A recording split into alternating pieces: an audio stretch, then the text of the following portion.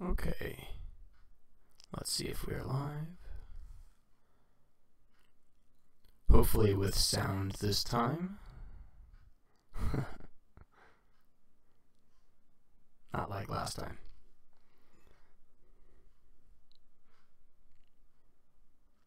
Okay, we've got one watching. Let's see if we can get 2 or 3.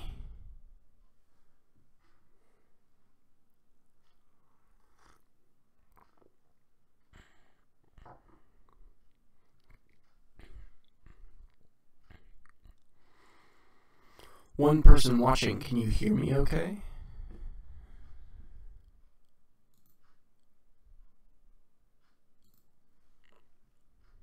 I suppose I can just find out for myself. One person watching, can you hear me okay? Okay, a little odd, but we'll go. So, what I wanted to talk about is Christianity necessary to the revivification of the West and the United States in particular? Apologies if I sound a little weird. I'm sort of on the tail end of a bit of a cold here, but without further ado, going forward, Quintilian recently published a piece over at Countercurrents on Christianity's compatibility with white nationalism specifically. Now, I've written in the past why I don't think this is theologically valid or possible. But his case, and interestingly enough, this is sort of the case that Vox Day makes as well when he talks about the tripartite elements of Western civilization, is that it's really a matter of practicality. You're not, whether it's true or not is less relevant than the fact that you're not going to get Western civilization and a return to nationalism without Christianity. Now, historically, this is not true. You know, the West predates Christianity. If you've studied, Homer would be the go-to example. You don't need the groundwork for Western civilization was being laid before 34 AD.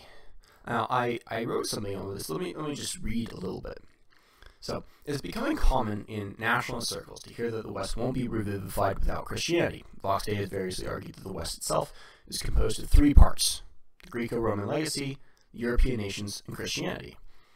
And Quintilian recently penned one such "We Won't Win Without Christianity" genre piece over at Countercurrents. The argument is essentially that Christianity is really the only authentic form of spirituality that's still popular, and non-spirituality really isn't an option. Fair enough, religion provides the narrative why, and you can't replace an existing why with nothing. That's a dead end. Therefore, the West needs Christianity. Now, if I myself were Christian, I might feel vaguely insulted by this argument. Not being a Christian, I instead feel a bit of kind of like a confusion. You know, are they not aware of the history of Christianity and how it spread? You know, Christianity not only succeeded in many places despite its unpopularity, but possibly was even pushed because of its unpopularity. Because persecution for the Christian presented the opportunity for martyrs to demonstrate a kind of heroic courage in the face of death. And in tough times like those, there's almost nothing more desirable and attractive than courage and serenity. So if successful and authentic cultural identity required a pre-existing familiarity with the narrative in question, then how could Christianity have arisen in the first place? And what's particularly stupid about this whole pragmatist argument is that, the Christian who claims that, to follow another faith is just LARPing and it's inauthentic, the Christian who makes that claim puts himself in a very awkward position. He puts himself in the position of basically overtly denying that he would have followed Jesus himself or herself had the opportunity presented itself to him 2,000 years ago. Because that just wouldn't have been practical. So the pragmatic and Machiavellian response that these people make is that, well, it's already happened, and there's a lot of inertia, and it's easier to retain what is already here than to create something new. But Christianity itself says that this is not necessarily true. Not only does it show it in its history, many European nations converted rather quickly and comparatively smoothly. Religious transitions certainly can cause conflict, but they don't necessarily do it in all cases. But more importantly, Christian theology itself undermines this kind of pragmatic approach to religious conservationism. And this is what my piece on identity and the problem of Christianity is about. If you purchase Letter to Onwe, that essay is the last appendix in the book, Appendix D, I believe. Christianity requires us to abandon our fathers and the religion of our fathers in pursuit of truth, should it be required. And moreover, it says that our beliefs in Jesus and in the church are unfounded. If they are unfounded, then your faith is in vain. It doesn't allow for this kind of pragmatism. And so the more Christian you become, the less viable this argument becomes. And the more pious a nation becomes, in accordance with the teachings of the Bible, then the less loyalty you will have to one's nation, one's state, and to family values. American Christians in particular, seem to be under the illusion that Christianity somehow invented the family. It did not invent the family. It did not invent the rule of law, or markets, or truth, or romantic love, as Vox Day claims, or science, or freedom. Concepts of all of these existed prior to the advent of Christendom, and arguably in a more balanced and sustainable form, or composition. And while it's tempting to point to the Christian past and notice all the good things which came after it, and conclude, post hoc ergo propter hoc, the reality is that the most devout manifestations of Christianity, the most Christian of Christian nations, do not represent the pinnacles of Western civilization, but the points at which it became most strained. Rome, for all of its beautiful art that it purchased, is, and perhaps always was, a seat of corruption and global empire building. The monks and hermits most devoted to the faith, the Desert Fathers, they don't only reject family and nation, but they reject this world in its entirety, including the civilization that, Western civilization advocates think results from Christianity. And this is in accordance with what the Bible tells us to do, because who rules this world? What is this world? It's not of God. Even in the relatively short history of America, our founding religious pilgrims in search of religious freedom were communalists, quasi-communists who had to be saved from their own piety by more practical and presumably agnostic soldiers. So the West has succeeded in spite of Christianity, not because of it. From Africa, we can see that Jesus is not sufficient to maintain civilization. And in China, we can see that it is not necessary either.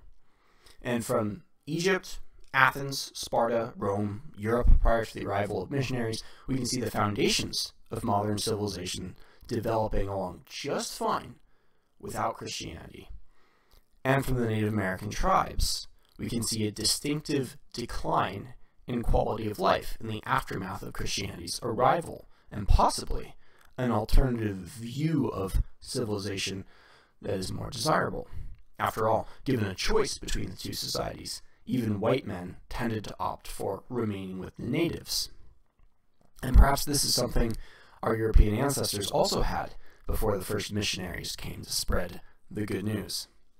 So none of this is proof that Christianity is false, nor is it even an argument against Christianity. It's just an argument against the idea that Christianity is some kind of practical necessity to restore Western nations to trajectories that are sustainable. This idea is theoretically, theologically, and historically false. We've been surviving and thriving since long before 34 AD, and we can do so again, just as Christianity managed to bootstrap itself from nothing into a major global religion in less than 300 years, and did so without the internet, too.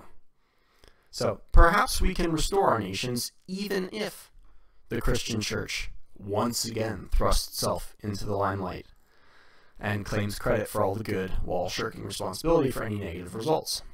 After all, it has happened before. So that's the argument I was thinking about. So let's look at this comment. Bit of an echo. Apologies for the echo. I'll try to improve the audio. At least I'm audible, though, which is an improvement from last time. The question isn't just the social utility of Christianity, but its very truth, and I don't believe it to be true. Ride the Tiger is absolutely correct. It has to be about truth, or else they've got nothing. And that's one of the admirable things about Christianity in its proper theological form, is that emphasis on truth. And I get annoyed and impatient with these practical social utility arguments. Pax Populi. Yes, it is. Christianity prohibited cousin marriage, an act which allowed Western man to rise above an 85 IQ and avoid a deformed genetics. Well, that requires the assumption that cousin marriage was a kind of, universal and common thing prior to Christianity. And, there's reason to believe that pastoral herding populations tended to do that because they were very family, not just family oriented, but tremendously distrustful of groups outside of one's own family because you could get robbed, and this is why you see, who are the great pastoralists of the world in terms of the people most dependent upon herding. It's the populations of the Middle East and Arabia, and that's exactly where you see cousin marriages becoming so popular, which, by the way, Islam doesn't explicitly prohibit, but it also doesn't advocate for, to my knowledge. I could be wrong on that. I could be misremembering, but it's a cultural thing, and there's nothing in the Bible that says you are not to marry your cousin either. It's the product of a European culture. So banning cousin marriages indeed was a good thing, but I think crediting Christianity with that is a little bit generous. Bullshit. The Celts, Romans, the Greeks knew better than to practice cousin marriage other than a few bizarre mystery cults and perverts. Yes, Ride the Tiger is absolutely correct. And Europeans, perhaps for environmental reasons, naturally have a higher IQ. Well, and not just Europeans either, There's also East Asians. The cousin prohibition did help with genetic quality. Absolutely. One of the most tragic stories I've heard in terms of genetics and IQ is in Pakistan, after its partitioning with India, cousin marriage was almost institutionalized, and they've been on a very steep IQ decline just within the last century. Within living memory, they're getting massively dumber, although Vox Day has mentioned that the United States and Western Europe aren't far behind, talking about something like a 7-point drop per generation, which is absolutely terrifying. Those societies were breaking down in late antiquity due to Roman imperialism. Yes, rise of Islam and population pressures from the steppe. Ride the Tiger is partially right, although well, I guess the Proto-Europeans were the only. They had the Huns and the Scythians and people like that to deal with, the Alans. Yeah, there's a lot of stress going on at that time. Absolutely. And imperialism didn't help Rome. It helped the rest of the world, but it led to their own collapse. And one of the problems, I think, with Christianity is that also that should be mentioned is that it is absolutely a moral and spiritual obligation for Christians to spread the good word, to go out and proselytize the word. And when you do that, you are in essence imperializing. And when you go out and conquer your neighbors, at least as it's been done in the last 1,000 years or so, you invite them to conquer you as well.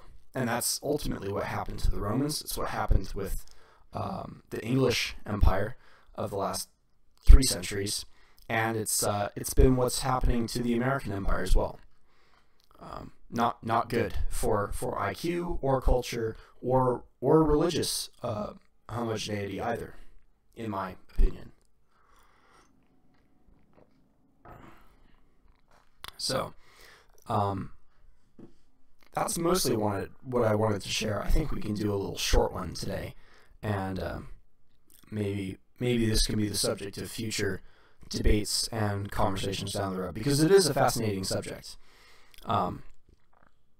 Yes, tribes from the steppe pushing various Gothic Germans into conflict with Rome. Ride the Tiger is right again. If anyone watching this hasn't seen Vox Day's videos on immigration and war, the Vox Diversity ones, they owe it to themselves to go and do that. They're excellent, very well put together, and describe exactly what Ride the Tiger's talking about, with the Huns pushing the Visigoths across the Danube and into Rome, and the Romans generously let them in, whereupon the Goths promptly and gratefully sacked the city. So, fun times and consequences. A Christian on Christian violence, by the way, as well, for what that's worth to people.